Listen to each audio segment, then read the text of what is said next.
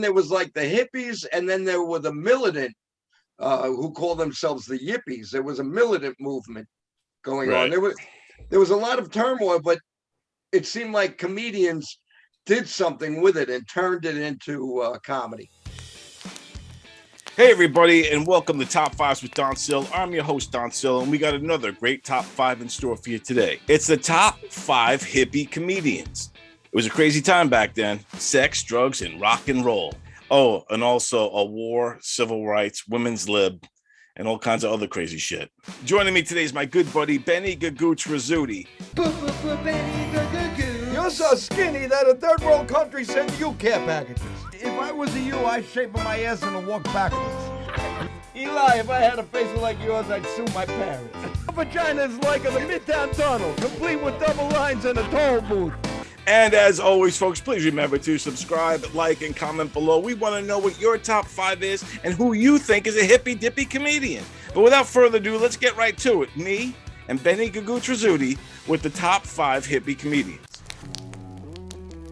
Benny Rizzuti, how are you, buddy? How's everything going, man? Big Don Sill, man, long time. Last time I saw you we were Zooming, I think. Yeah, perhaps it could have. It definitely could have been. We've, for those who don't know, Benny and I have been doing a show called Put Up, Shut Up, and Stand Up for about 2 years. Started off as a game show, and then when the pandemic hit, we started doing kind of just a variety show, interview show. Yeah. We just tackled subjects and all kinds of stuff, and it was always a lot of fun. Every day is 420 for me, buddy. Every day. And now here we are, getting back on the horse and doing some new stuff. And right now you can see my hair keeps disappearing with this. But I have to hit something here because it's all right. But the screen was being blocked. Yeah. But now we're back at it. We had Don and Benny versus the world for a while. Yeah, Don and Benny versus the world, which was a fun show. We did quite a few of those as well. Yeah, so we've done a lot of stuff. We go way back to radio, like 20 something years. WUSB, man. WUSB radio show over 20 years ago. So this is really great. I'm grateful for it. That was meeting Don Sill is the highlight of my involvement in the comedy world and involvement with the human race. Wow. No, seriously. Wow. Well, seriously. That's one heck of a huge compliment. I appreciate that, and the feelings are mutual, my friend. We always have a great time when we're working together, so I appreciate you as well. And it's great to have you now finally doing a top 5. A top 5, yeah. And what a category you picked. Yeah, well, I try to cater to what the guests are all about, and I know that you're come from that kind of hippie background, or you're definitely into it, like big fan of Frank Zappa. You're Grateful Dead. I actually did grow up in it because when stuff started, I was 14, 15. Right. Yeah. So you were right in the heart of it. You were a young teenager, right in the mix of. Now, you had the long hair and you wore ponchos like you have on today? Yeah, I'm wearing a poncho now. Yeah, actually, my grandma Phyllis made me a poncho back then because and the reason that I wanted a poncho was because Ginger Baker, the drummer of Cream. Oh yeah. Very famous, awesome drummer of Cream and drummer of Blind Faith.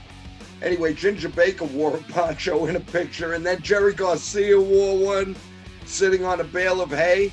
Oh yeah, that's a famous classic picture with the whole band, and he's wearing a poncho sitting on a bale of hay. So my grandmother made me one. And then this year I got this for Christmas because I said to Nancy, I want a poncho. So she got me a Clint Eastwood type of poncho. Very careless of you, old man. So nice, very cool, man. Yeah. Very cool. That's awesome, man. Yeah, and at that time with the hippie era, it was a very influential time. It was a very cool time, but there was a lot going on. Kind of similar to the days we're in today. In the 60s, we were at war in Vietnam. There was a lot of turmoil. There was the hippie generation were rising up, and then there was like the conservatives also were the anti-hippie people existed as well. The Yes. people that didn't like them, and I think that also resonated through in stand-up comedy as well. There were comedians that hated hippies, like the Steve Allens of the world or the Bob Hopes of the world.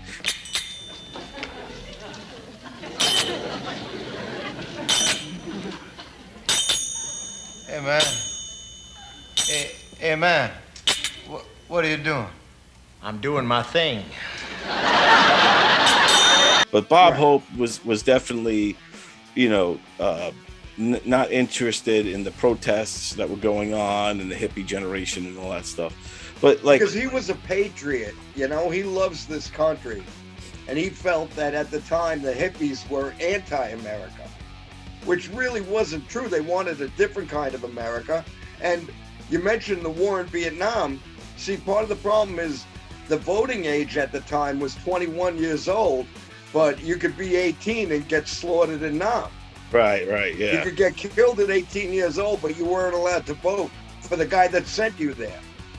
And you were just under the marker for that. You didn't have to worry about getting drafted in Nam, right? You were still younger, like 14, 15? I was in high school, and then it was like I was out of high school about a year or so when they had a lottery now, a draft lottery. So I did go to it. I had to go to an induction center to get my draft card. And damn. I still have my draft card somewhere, and it's me with a picture with a beard. I do have a beard and long hair. And that's my induction card. But that's my draft card. I had to get a draft card. But me and most of the guys from Bayshore High School in my graduating class, we all dodged the bullet. Right. But then Nixon was, shrinking the war down, trying to get our troops out. Tonight, I do not tell you that the war in Vietnam is the war to end wars, but I do say this. I have initiated a plan which will end this war. Now, during that time period, there's so many great comedians that were coming through because it was a changing of the guard also was going on with comedy. You had your Henny Youngman type one-liner guys, Catskill comics, and then you had this new era that were ushered in through the 50s and into the 60s from like Mort Saul to Lenny Bruce and Shelley Berman, and there was this new wave of comedians. And comedy albums. Comedy albums were hitting big. Yeah. Tell me, like, also in these times that you're in the 70s, when going through all this turmoil, how important was stand-up comedy then? How important is comedy for you when you were a kid in those days? Oh, comedy was very big for me, even back then. And on television, you had comedians who, like Flip Wilson and Dick Gregory, who did commentary, like satirical type of jokes. The humor would deal with important subjects, but they would joke about it. Honesty is said in jest. Yeah. Yeah, right. And said it. And and you had a TV show called Rowan and Martin's Laughing. Yes. Which seemed to be going for that hippie generation type of. They had a lot of flower power. Dances. Yeah, they had the flower power. Flower power. Because there was like the hippies, and then there were the militant who call themselves the yippies. There was a militant movement going on. There was a lot of turmoil, but it seemed like comedians did something with it and turned it into comedy. Big Al here with the latest sports score. Army 7, Navy 6, Rioters 49. Comedy has a way of taking those hard subjects, making them digestible, but also getting the message through in a way that's easier to take. So like if a comedian says something in a certain way, it's easier to laugh with the comic and then ultimately get to the truth. Boy, when I think of the millions of oppressed black people, it just makes my blood boil, man. You know, When you get mad like that, your eyes sparkle like diamonds. But you're right, it's been too long. And we see that even today with all these, socially aware comedians and stuff like that. The Bill Maher's of the world, Jon Stewart's of the world. Louis Black. Yeah, Louis Black. These kind of commentators, guys are basically, doing what they did in the '60s today. And it's the hippie generation was definitely a special one and a special time, man. Yeah, it was a different time. People dressed flamboyantly, and we wanted we wanted to change things in the government. And I say we because I was on the tail end. I was grabbing the tail and following, but and they were more into love. There was a free love thing going on. So, and it seemed like, but you had the important things. You mentioned the war. You also had the civil rights movement, which was big and gaining a lot of steam. So you had civil rights going on. And then during that time, we had some heartbreak. We lost a president. We lost his brother. We lost Martin Luther King Jr. Yeah, there was a lot. Comedians found a way to make us laugh because we were going through a rough time as a country, because there were people that wanted social change and legalized marijuana at the same time. They found 8 marijuana cigarettes that's worth $2.25 million on the retail market. They set the heat set the price. All right, let's get into this, Benny. Let's go. Yeah. So here we go with your number 5 comedian from the hippie era. Here we go. Okay, this is my number 5. It's out there, but it's a comedy team. They influenced the hippie movement, and their albums were influenced each other. This group is called Fireside Theater. Fireside Theater. Theater. Big radio. They made albums and they did do stage. And they made a couple of independent films too.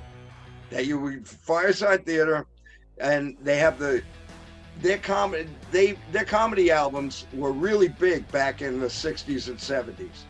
And this album that came out in 1970 is called Don't Crush That Dwarf, Hand Me the Pliers. And it's a very hippie LSD trip album. All right. And the Rolling Stone record guide called this the greatest comedy album ever made. Aw, creepies, Mudhead. Where's your school spirit? What's in the rumble seat? You want to snort? Oh, very funny. It's a hippie album. I feel that Fireside Theater fit the criteria of comedy because they were very funny, and they threw in drug jokes, they threw in hippie jokes. This one album is like an LSD trip. Would you say that Fireside Theater led the way for like National Lampoon and what National Lampoon ended up doing when they made records I would say they had an influence on them. I would say that. I would say they had an influence on a lot of groups, probably like the Saturday Night Live crew and Second City Television. Oh, wow, man. The lights. Oh, wow.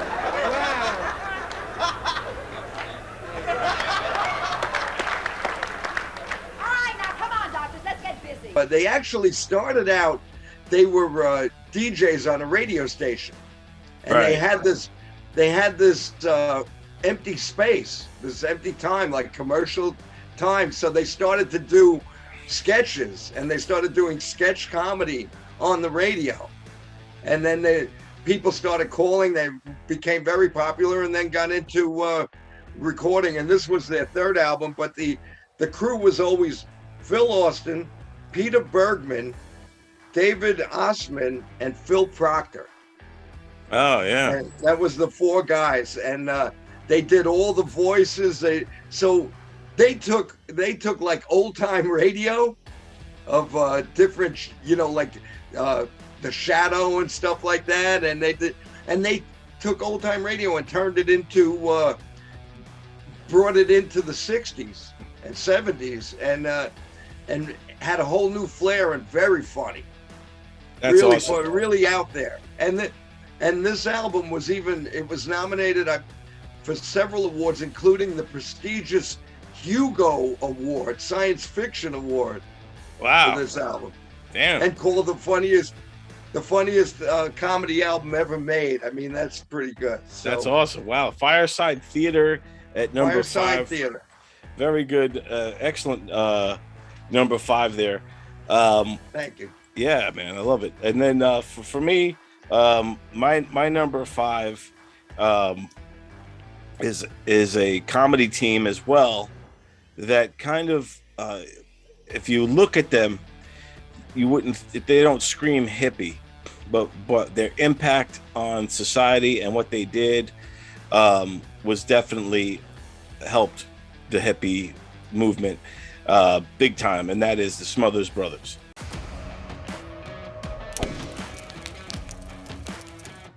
Oh wow, yeah. I would agree with that. They definitely were a part, and their comedy was cutting edge, and they would deal with. Didn't they? They got in trouble. Yeah, they got in trouble because they were anti-Vietnam War. Right. To me, here's the thing with the Smothers Brothers. They were like a Trojan horse, kind of. They looked clean cut, like these young conservative kids. They had banjo and a guitar, and they played like these corny, folky songs. Yeah. And so they looked harmless. So once they got the TV show and they started rolling, and then the Vietnam really started kicking in, they started bringing in guests and other comedians and really breaking down, like with civil rights. Like they brought in Mom's Mabley, and they were bringing all these comedians, Dick Gregory and to help break down the civil rights movement. Then they did the same thing with Vietnam, and they started keep making all these statements. Now we're just typical American boys from a typical American town. We believe in God and Senator Dodd and keeping old Castro down. And when it came our time to serve, we knew better dead than red. But when we got to the draft board, buddy, this is what we said. Well, I'm only 18, I got a rough shit spleen, and I always carry a purse. Got eyes like a bat, and my feet are flat, and my asthma's getting worse. They were the ones also, at the time, the Who performed on their show, and Keith Moon put the dynamite, like a literal half a stick of dynamite in the bass drum. So at the end of that episode, when they all start smashing, the Who notoriously destroys they start smashing their equipment. This is on the Smothers Brothers show, right? And then Keith Moon hits the dynamite, and this big explosion goes off. You could tell the band didn't even know. The only person that knew there was dynamite was Keith Moon. Okay. Oh man. When he blew it out, he actually stunned everybody, and you could see when you watch the clip the shock and awe of the audience, of the crew, of the Smothers Brothers, of the Who. Everyone was like terrified. And Peter Townsend, that's why he's deaf in one ear, is because of that moment. Because of that moment. Yeah, that moment messed up because he was right there. He's lucky nobody got killed. The guy put a literal like quarter stick or something like that of dynamite. But anyway, that was on the Smothers Brothers show. Smothers Brothers were huge advocates for the cause, for the hippie movement. And what I get a kick out of is that they were in disguise. You would never ever point them out in the crowd as being hippies. Where are you from? You're dressed kind of strange. Oh, well, this is really very natural in the Haight-Ashbury up in San Francisco. Yeah, The newspapers refer to it as Flower Land. Oh, yeah? That's kind of weird, It's just cement. It's just like L.A. Oh, yeah. I agree 100% with them guys, because I had thought of them. And, like you said, you thought you were going to see the Everly Brothers or some nice little group. And then in between, their banter with each other, they would sometimes pick on each other, and that was funny. And they bordered on some edgy topics on there, too. Like they were doing a song and about my dad is, about their dads, right? My old man's a Negro. What do you think about that? Wait a minute. What do you mean? Hold on. They touched on some touchy subjects and stuff like that, but I think ultimately they were always for the cause. And yeah, so the Smothers Brothers is my number 5 pick. Awesome. So now moving along, Benny, number 4. What do you got, buddy? All right, number 4, I have another comedy team. And all I have to do is mention their name, and they fit in it. Cheech and Chong. Cheech and Chong, yes. This is my number 4. And I will add also, Cheech and Chong is also my number 4. So we both, cool. Yeah, so we both agree on Cheech and the number. They're both at number 4. So tell me about Cheech and Chong. Okay, I was in high school, and we were listening to, somebody had the tape, and we were in the car listening to the tape. And the first one, it was so funny because they had, it was Vietnam. They dealt with Vietnam, and they dealt with, we need to send some troops out. We need to send guys to where there's a battle.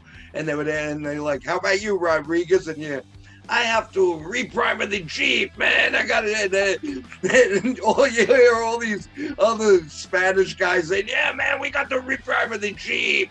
And you'd have different, and then it ended with, how did you guys find that marijuana patch? They were talking to one platoon. You find that, and you hear music in the background. You hear "Give Me Shelter," and you hear, and it's Tommy Chong saying, "Yeah, man, we found it. Yeah."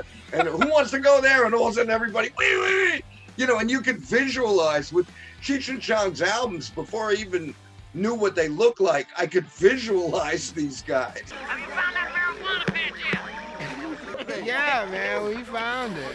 They definitely were both two hippies, and it's funny because that's how they met. So it's funny because they always say about Cheech Marin is he's the only Mexican to ever leave the border. He snuck out of America because he was dodging the draft, right? So he dodged the draft during that Vietnam era, and that's what led him to ultimately meet Tommy Chong. So Tommy Chong was from Canada, right? So when he ended up meeting him, Tommy Chong had a bunch of clubs, like strip clubs and just nightclubs and stuff like this, and he was now turning him into these kind of not comedy clubs, but like performance art places, right? Because Tommy Chong was a musician, and he was also big into performance art, and he was a big into those type of arts. So one day Cheech Marin came in there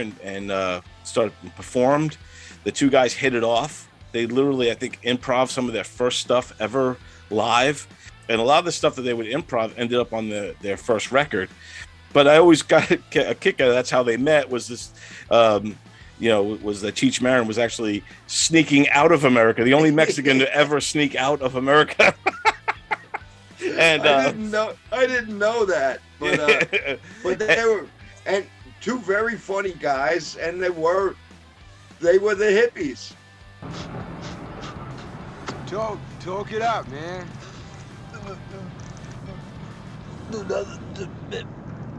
Kind of grabs you by the boo-boo, don't it? They were like definitely hippies. Yeah. They wore it on their sleeves, and they did a lot for to mainstream marijuana as well, because it always starts with comedy, right? So first you laugh at it, then you laugh with it, and then they laugh at you, right? So that's kind of what happened with this. At first you're laughing at it, like, oh my God, look at the size of that joint. And then you're laughing with them, like, hey, that'd be cool, pass it over here. And then next thing you know, you're laughing at the people that don't smoke. So but to me, they were a huge impact on our culture with these two guys. They had an album, Big Bamboo, which is the rolling paper. And back then you had the big album. When you opened it up, there was a rolling paper in there. Yeah, and those are collectible. If anyone has a Cheech and Chong record with the rolling paper intact, keep it. It's valuable. Oh yeah, Bamboo. Yes, indeed, the Big Bamboo. Great albums. Cheech and Chong also, like you said, they are my number 4 as well. they're probably some of the most famous hippies. They're probably the kind of group that if you ask most people to name you hippie comedians, they would be rattled off pretty fast. I agree. Yeah, just because people equate hippies to pot and the psychedelics and all that stuff, and in at least I would say 8 out of 10 of their movies were all drugs. Hey man, am I driving okay?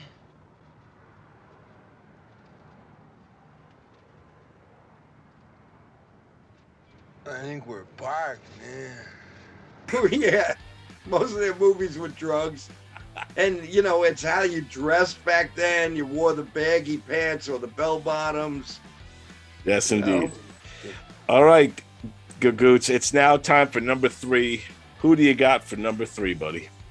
All right, number 3. I needed a woman in the hippie category. So I picked a woman that was very popular back then, made people laugh. Not necessarily as a hippie, but she dressed flamboyant. She didn't care what she looked like when she got on stage. And Phyllis Diller. Ah, really good pick. Yeah.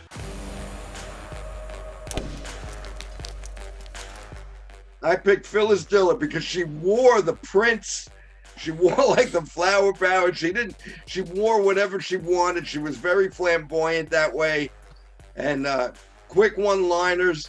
And she tried to make you laugh, not at what was going on, but just make you laugh in general.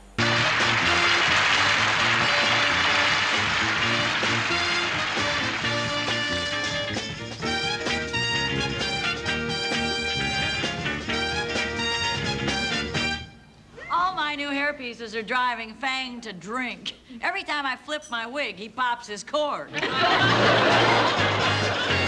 She was a good bridge of the old school to the new school, because she did still have, like, Bob Hope took her under his wing, and you know, and you could see it in her style, right? So whenever Phyllis Diller would tell jokes, her cadence, her one-liners, it's the same kind of rhythm as Bob Hope, the way she does them, boom, boom, boom. If a thing of beauty is a joy forever, I'd say I've got about 8 minutes. And you get dry and brittle when you get old. My skin is so dry, I've been declared a fire hazard. The ironing alone, I'm so far behind, 18 years. But she was very self-depreciative. She made fun of herself. She made fun of her husband, Fang, a lot. So, yeah, so she was kind of old school in that regard. But I do think that she's worthy of the hippie era because, like you said, the way she carried herself, the fact that she was a woman when through women's lib was going on at those times and all that, and to make these a stand like that and to inspire so many women would definitely, you know, puts her on the map as she's always been an icon of comedy. But and she didn't start until she was 40 years old.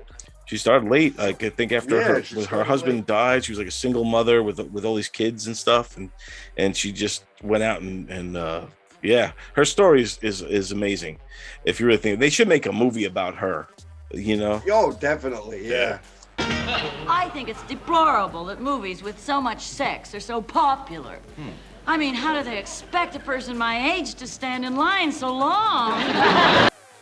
But yeah, I think Phyllis Diller definitely worthy there for the number 3 spot. For me, my number 3 is another groundbreaker for the times and a true activist and very funny. It was Dick Gregory.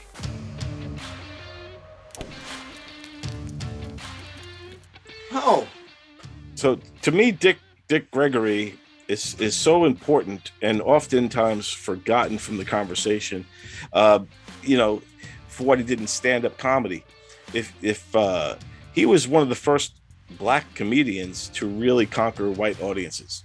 And also to not demean himself. Like he even said, he goes, I would just stand on that stage flat-footed. I didn't have to dance to make him laugh or something. So that's paraphrased. I'll get the actual quote. But the meaning is that he just stood there on stage, smoking a cigarette, telling it to you straight.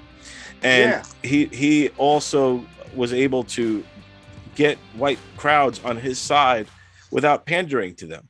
And I think that's what most human beings like. They don't want to be pandered to. You don't respect that, right? But you respect the guy who tells it to you straight, makes you laugh in the process, and you know, he became an inspiration, an influence, and an icon. To, I mean, all the way to Dave Chappelle. You could see signs of what Dick Gregory was doing in Chappelle today. Just demeanor on stage. These were comedians that were unafraid to make eye contact with the audience and tell it to you straight, regardless of what the kickback might be, right? You know, I feel so sorry for Willie. I hate to see any baseball player having troubles, because that's a great sport for my people. That is the only sport in the world where a Negro can shake a stick at a white man and won't start no riot.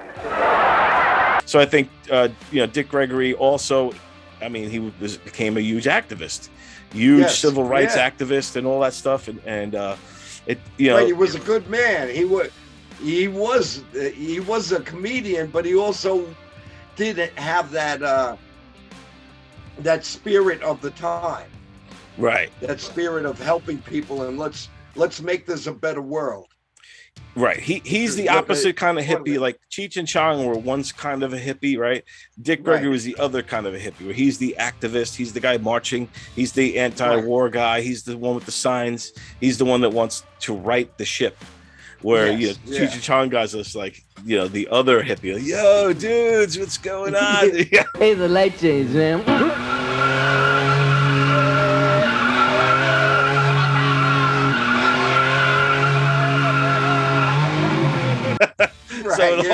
So it all kind of fits. Yeah, I'll go on that march, man. He thought like, sorry, I wasn't there, dude. I overslept, man. You know. So, but then guys like Dick Gregory out there doing the real work. All we're trying to do is take right and push wrong with it. So so Dick Gregory is my number 3. All right. Wow. Yeah, I totally agree with that. Excellent. All right, Benny, we're at number 2 already. Okay, my number 2, it kind of, you know, it got tough. I had a lot of people that didn't make it.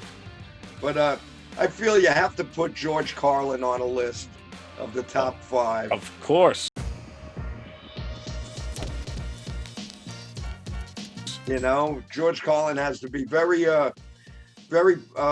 political, would, you know, he was political, but he would make you laugh. He would make you laugh at even censorship. He made you laugh.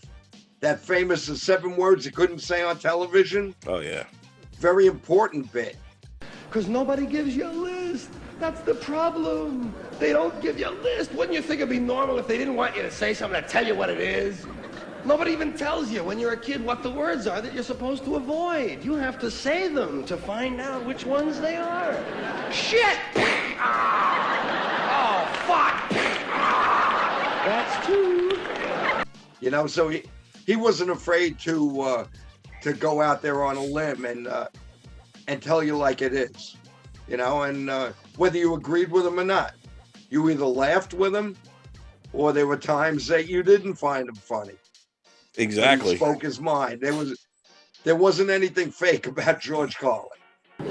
Let's take a look at the national weather map. There it is, man. George Carlin, he's my number 1. But okay. But for me, with George Carlin, is that this was a guy that was already in the 50s, early 60s, late 50s, early 60s, was already making a name for himself. He started as a comedy team. I think it was Burns and Carlin, or Carlin and Burns. And then they broke up, and then Carlin moved on his own and was kind of a clean-cut comic. He would do little pieces that would shine through of the Carlin he would later become, like the hippy dippy weatherman. It's hey, it's the hippy dippy weatherman. Hey, how's it going? But he was more of a clean-cut comic, wore a suit, had a nice haircut, would do all the Tonight shows, Steve Allen and all those things. Let's Joe here on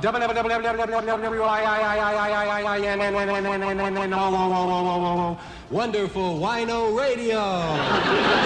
And then he had this epiphany while he was on stage and he looked out at the crowd he was performing for, and this is during, again, the all the crises of the country were happening, all the civil rights movement, women's lib movement, Vietnam, all coming to a head.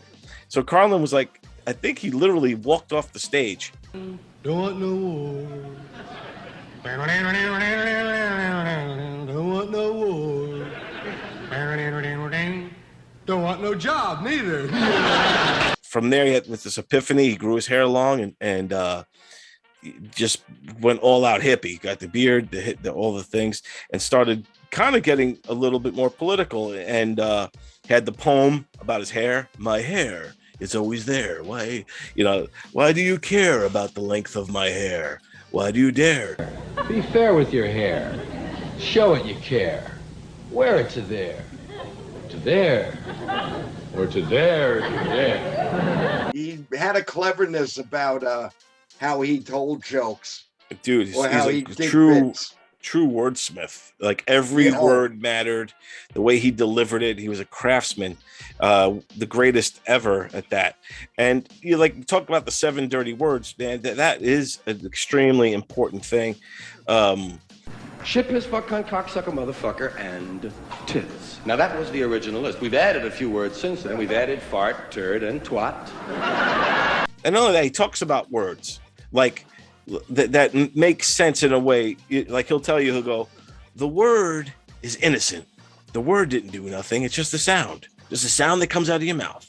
It's the power you give that word is what makes it bad or good. They're only words. It's the context that counts. It's the user. It's the intention behind the words that makes them good or bad. The words are completely neutral. The words are innocent. I get tired of people talking about bad words and bad language. Bullshit. It's the context that makes them good or bad. It's true. You could take any word and make it bad or make it good. You know what I mean? So it's all that power inside. So he had a lot of, he was definitely also an activist of sorts, at least on stage. Right. And a huge, definitely one of the quintessential, in my opinion, hippie comedian. He is the hippie comedian. That's my, that's why I had him at number 1. But who's your number 2? My number 2. And it's going to surprise you. I'm going to tell you who my number 1 is after you tell me your number 2. Okay. My number 2 is, when I was a kid, I used to put the two of them, they were in the same breath. It was Carlin and then this guy, but it didn't pan out that way through the years. But this guy, to me, screams hippie dippy. He has some political rants that he's done in his bits, but unfortunately he's one of those guys that's not famous for his actual material that he would say. He's more famous for something else, and this is Gallagher.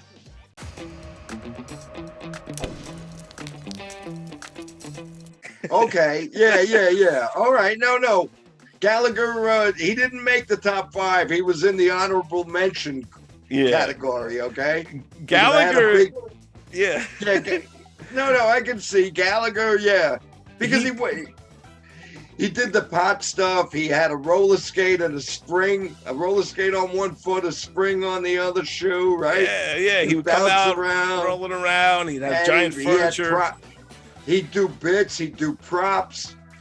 But if you listen to his stand-up too, comic he gets thrown into the prop comedy thing. He did it to himself with the breaking the watermelons and some of his props and stuff.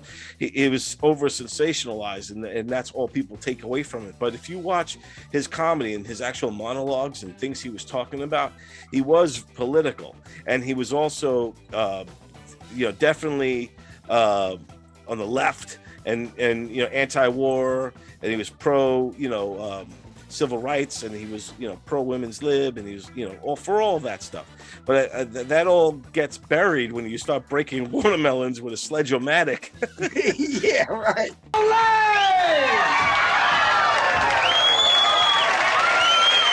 But I think that's the shame of Gallagher. I think I think Gallagher was a great comedian, especially for his time, like really great, above average.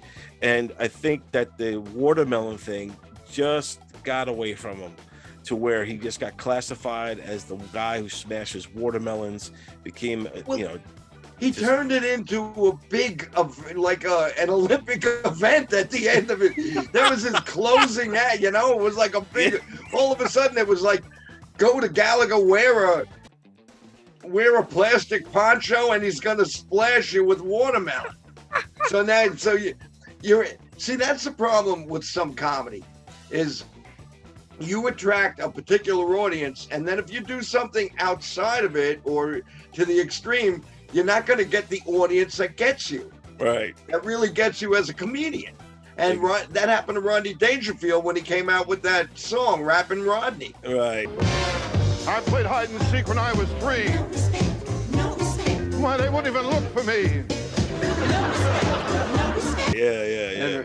He came out with that song, and then I heard he did performances out here on Long Island, and that wasn't the Rodney crowd. They were the crowd that just wanted to hear the song. And that's what happened to Gallagher. You got a crowd that just wanted you to smash watermelons on me. They just wanted the watermelons. They weren't interested in the insight, the things he had to say, Right. and that's where he went wrong. Ladies and gentlemen, and go!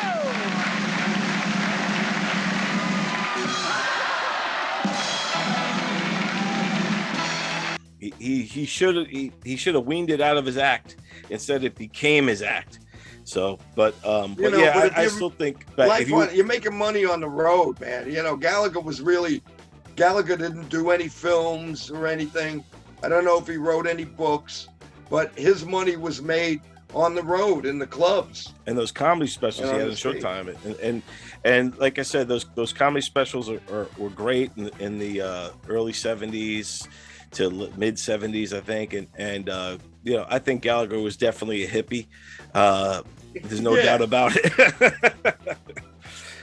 All right, so he definitely was, with the bald patch and everything. Yeah, he was great, man. All right, so now it's time, Benny. We already know my number one was George Carlin. Who's your number one? Who's yours? My number one, I was holding on to this to tell you. I'll give you. I bounced Richard Pryor for Dick Gregory. Ah, Dick Gregory, yes. When you mentioned Dick Gregory, I was like, he's my number one. Yeah. But yeah, I picked Dick Gregory for everything you said about him. I feel that if you have a top 5 of comedians during the hippie era, Dick Gregory should be number 1. And you heard what Bobby Kennedy said about 8 weeks ago. He said 30 years from this year, a Negro can become president. So treat me right, I'll get in there and raise taxes on you. I agree, man. Now tell me about you when you saw Dick Gregory. Do you remember the first time you saw him? Like, you must, because for me, like, I saw him, as a flashback, like when I was learning about comedy. You might have been there at the beginning, like you might have seen him on I really knew him from being on talk shows and everything. He was on different talk shows. I would see, he'd be on Carson. I used to watch Jack Parr a lot, and and who's the other one? Dick Cavett and stuff. Oh yeah, Dick Cavett. And they had interesting. So I remember him pretty much from talk shows. I have to be honest, but I knew him enough that when I was putting this list together, I was like, oh, Dick Gregory. So I looked him up again because I remembered him, and I remembered that Dick Gregory was more than a comedian. I remembered that he was an activist, and I remembered that his material was very important material. Yeah. He had you laugh at, he made you laugh at yourself. Of course, now, don't get me wrong now. We doing all right. Well, at the rate we going 10 years from now, you might have to be my color to get a job. I mean, let's face it, they're not making man tan for nothing. He broke so many boundaries too, like with the color stuff. Yeah, and he was the first, as you said, he was the first one. You know who helped him out a lot was Hugh Hefner. Hugh Hefner brought him into the Playboy Club circuit, and once he started performing on there with guys like Lenny Bruce, all these kind of beatnik comics, right? And Gregory was right there with those guys, and and he always accredits Hugh Hefner to really helping him break through the bubble, so to speak, get out of the chitlin circuit and into the mainstream. You had a courage when no one was bringing in blacks or minorities and let you stand flat-footed in America and just talk. You brought me in. You didn't give me no lecture. You came to a black nightclub in Chicago and saw me, and the next thing someone said, Hef, I want you to work the Playboy Club. You gave me no instructions. I was there. And I come here tonight to say, not to roast you, because had you not had the guts you had back then, we black comics that the world have been able to look at and understand our genius, we would be in some pot now roasting in debt and wondering when we're going to make it. So I say, I love you. We thank you. God bless you, my brother, in America. And not a lot of black comics were doing that, and he paved the way for Bill Cosby, who Dick Gregory was a huge influence on Bill Cosby. He paved the way for all those guys, Richard Pryor. Yeah. Oh no, that's why he had to be on the list. Yeah, that's why because he should be more revered than he is. I think comedians and people in the know understand how important Dick Gregory was, but everybody knows Jackie Robinson for what he did for baseball. There should be that kind of standard set for who Dick Gregory is. Somebody should make, there should be something for that. I agree with you, and a lot of people don't remember his.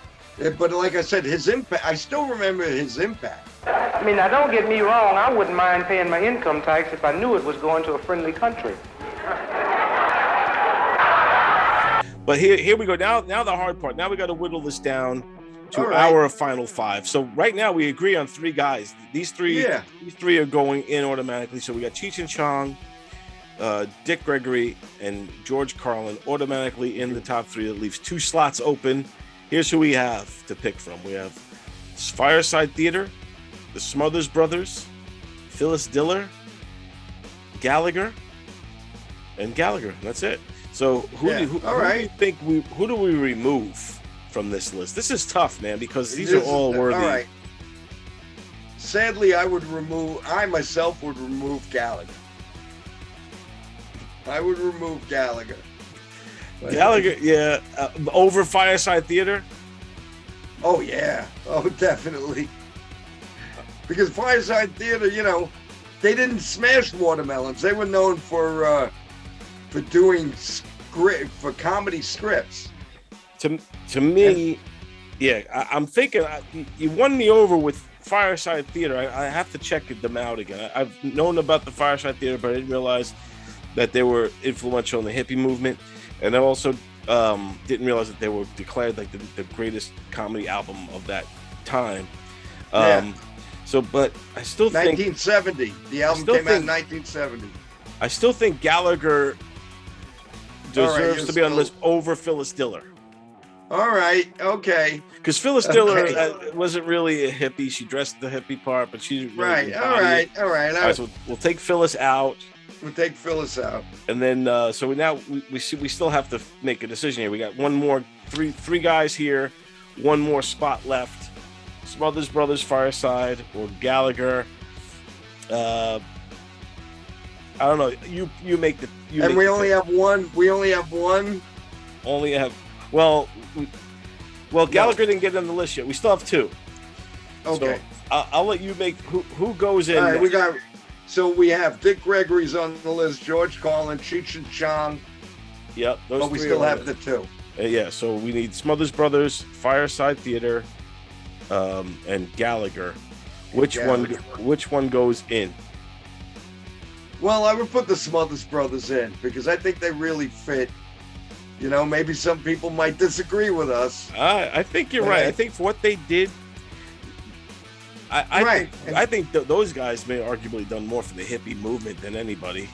If you think about it, I mean, Dick Gregory did a lot too, but not really for the hippie movement. He did more for the civil rights and stuff. Hippies, to me, the hippie movement would be anti-war, Vietnam.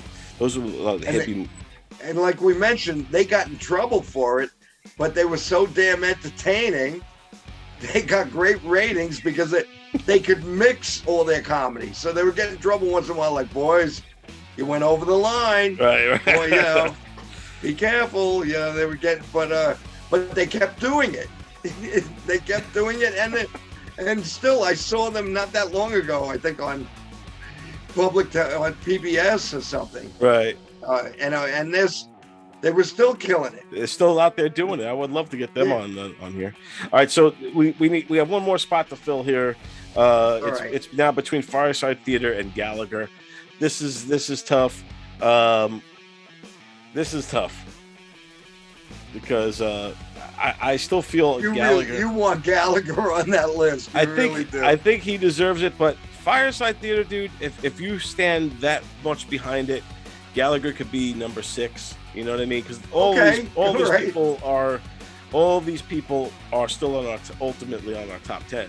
So we're just narrowing it down. All right, so here we go. This is the list, folks.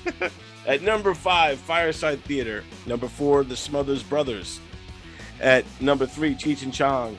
Number 2, Dick Gregory. And the number 1 greatest comedian from the hippie generation, George Carlin. Excellent. That's a nice list. That's a really solid list. And then you say an honorable mention to Gallagher. And Gallagher gets an honorable mention. Gallagher gets an honorable watermelon. And yeah, there you go. The golden watermelon. The golden watermelon. Well, Gagoots, tell everybody where they can see you, follow you, find your stuff, what you got cooking. Facebook. I don't know anything other than Facebook. You can only find me on Facebook. I haven't gone out much. I'm not, I may do something. I have something in the works I want to discuss with you about doing some videos, but I've been staying out of studios. I've been staying away from people. The last time I performed was in September. Right. I don't have anything going on right now. Well, very good. Everybody follow Benny Rizzuti. But I'll be back with you. We'll do something else. We're going to be doing some more stuff for sure. Benny, thanks as always, my friend. Benny Rizzuti. Hey, buddy. Big D. Well, there you go, folks. That's the top 5 hippie comedians that me and Benny Rizzuti came up with. Hope you liked it. Please, again, leave your top 5 in the comments below and let us know what you think. And we'll see you next week.